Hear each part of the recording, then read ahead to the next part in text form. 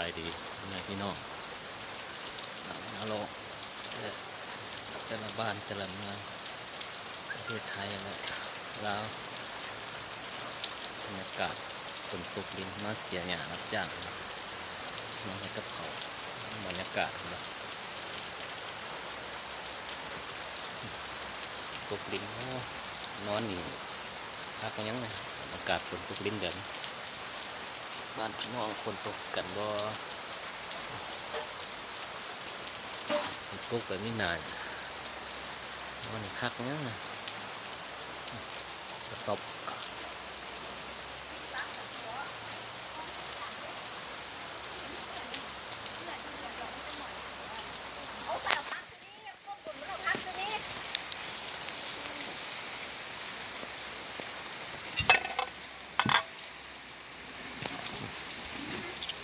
เอาพักใส่ตัว เมนูคน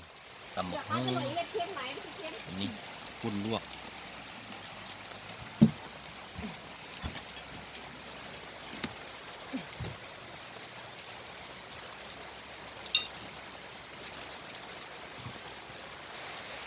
จำหาแล้ววันนี้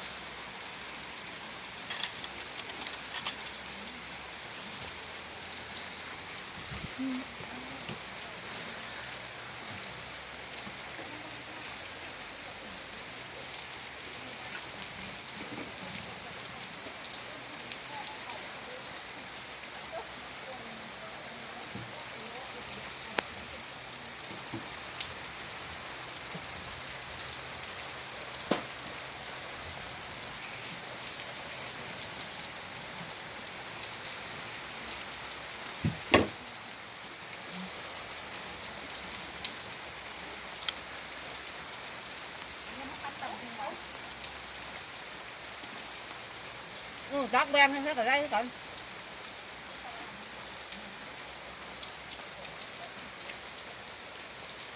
เอาลงแล้วปรุงรสเป็นจังบ่อนขม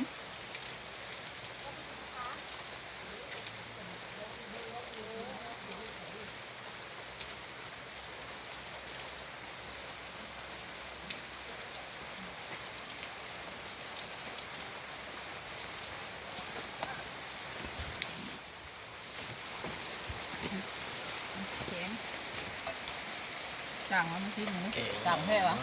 ลูกบัวนี่คนใส่เกลือลงแล้วก็ไม่ได้ซิม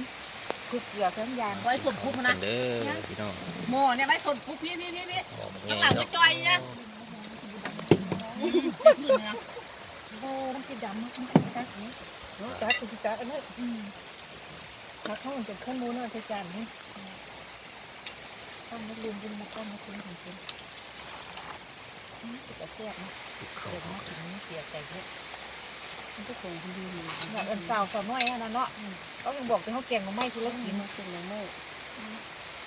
เขาจะมาเมื่อไรแกงมาไม่ชุดละกินโอ้ฟ้าห้อง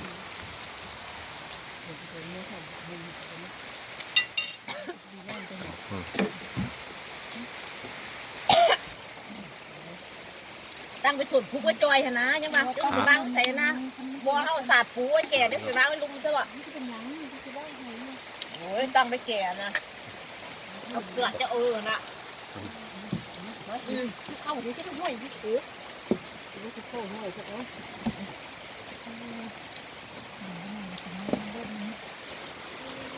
เหี่ยวแต่ว่าเขาไม่หมูเนาะ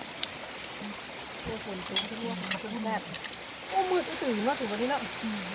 เอากินบ้วงครบไปแล้วอ่ะจอยไก่วางเดียวไม่หมดเอาปุ้นกินตอนนี้แบบเดี๋ยวเดี๋ยวคือนี่มันรู้ใจกับชาแต่วันนี้มันเลยเชื่อ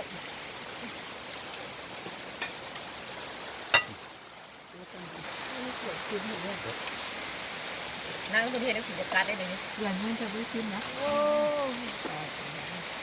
ว้าวดูปัดอีกทีนี้ไปดูกันอีกก็ไปไฟเป็นที่ละเจ้าของคนดูไม่ถึงพระเจ้าไว้ใส่หลายมันเพราะว่ามันอยากนั่นแล้วก่อนได้ละมันก็อยากม้วนคนทีนี้เลือกเลยเนาะไม่ใช่เป็นม้วนคนไม่ใช่ไหมม้วนใช่ละทำเป็นว่าผมใช้ใบมันสองบวงเลยวะ หวาน โอเคเขาเด้อพี่น้อง มันน้อยมันบ่นัว เข้ามาสบายดีฝากกดไล